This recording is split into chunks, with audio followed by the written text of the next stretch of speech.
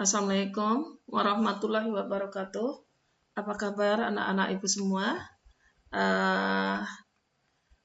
Pada pertemuan lalu kita sudah melepas propeller shaft, melepas roda, dan melepas rem. Kini kita melepas rel axle shaft dan membongkar diferensial. Sebelumnya, apa sih itu axle shaft? Axle shaft yaitu kita klasifikasikan ada dua, ada axle shaft rigid, ada axle shaft independen.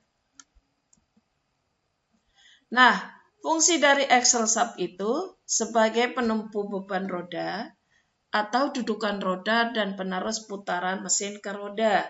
Ya, jadi putaran roda itu dari engine ya, putaran mesin ya dari engine langsung ke kopling, lalu ke transmisi, ke propeller shaft, ke diferensial, lalu ke roda melewati mana? Melewati axle shaft. Nah, axle shaft yang model rigid. Model rigid ini biasanya digunakan juga di suspensi yang rigid ya. Jadi penerus putaran ke roda pendukung itu seperti ini ya. Dia rigid. Antara roda kiri dengan kanan dia satu poros ya.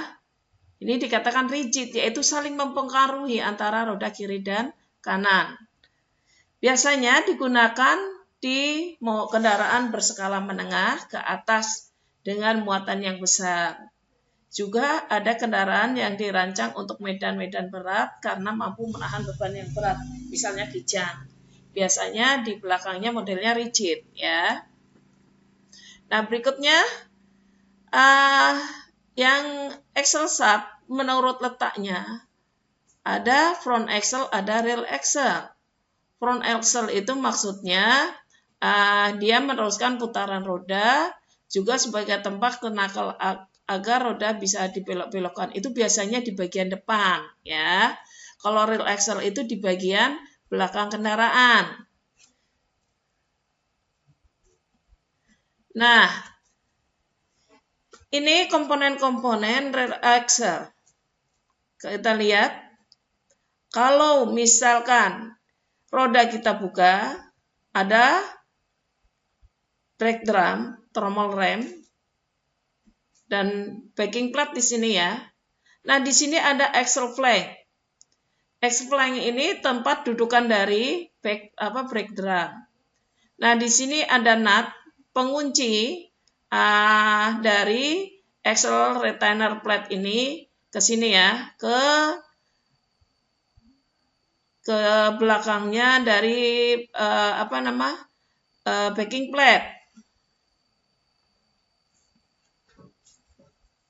Nah, untuk rear axle sendiri, berdasarkan penopangnya diklasifikasikan menjadi 3, yaitu half floating type, yaitu setengah bebas memikul, 3/4 floating type, 3/4 bebas memikul, full floating type, artinya bebas memikul. Maksudnya, kalau half floating type itu setengah bebas, jadi begini, axle shaft itu dia menahan beban hanya 50% dan 50% lagi dibantu oleh rear axle housing-nya untuk menahan beban. Kalau 3/4 floating type ya artinya bebas memikul. Nah, 3/4-nya itu beban ditahan oleh rear axle housing-nya. 1/4-nya itu ditahan oleh axle shaft. Jadi axle shaft hanya 1/4 dari beban kendaraan memikulnya ya.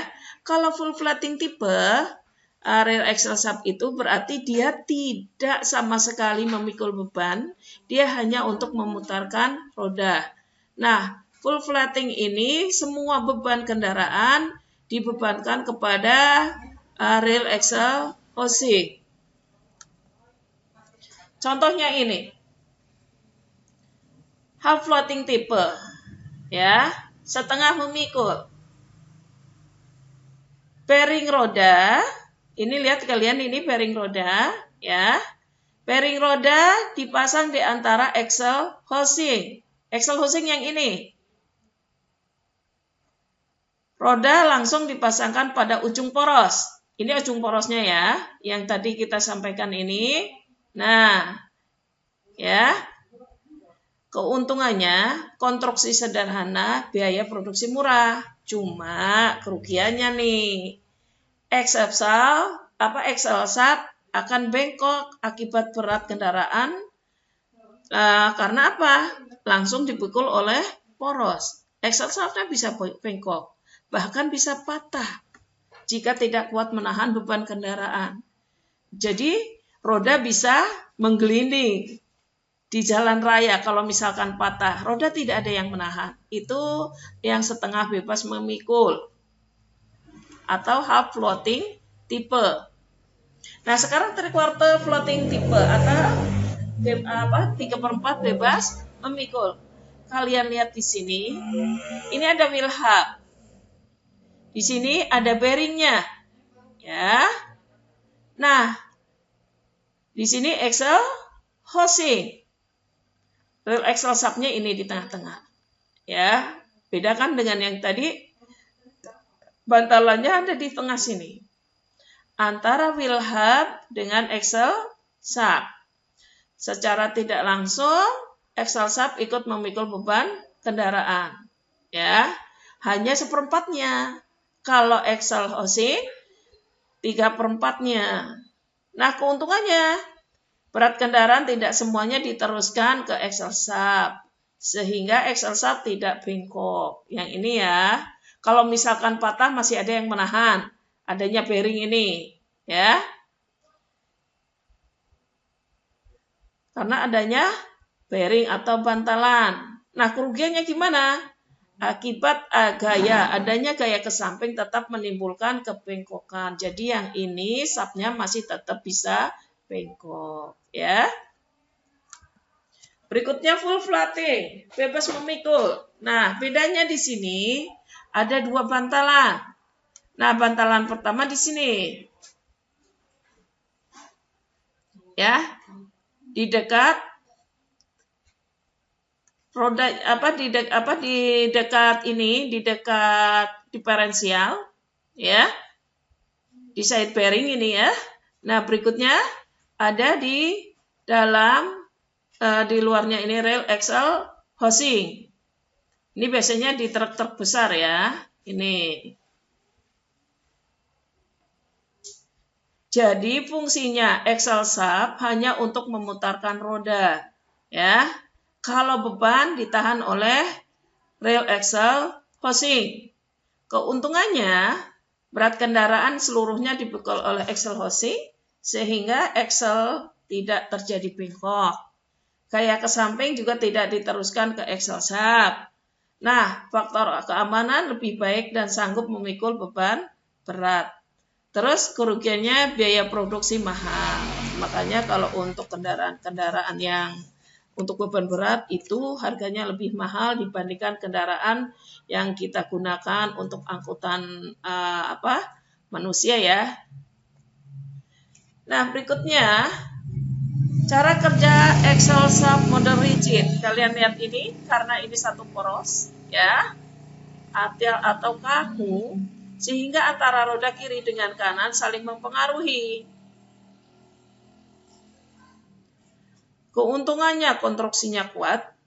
Terus untuk kendaraan skala medium ke atas, misalnya kalau kita mah engkel, terus truk-truk itu sampai yang itu ya, yang gandengan-gandengan itu pakai yang rigid. Terus sanggup menahan beban berat. Momen yang dihasilkan besar. Karena dia butuh tenaga yang besar. Kerugiannya suspensinya keras.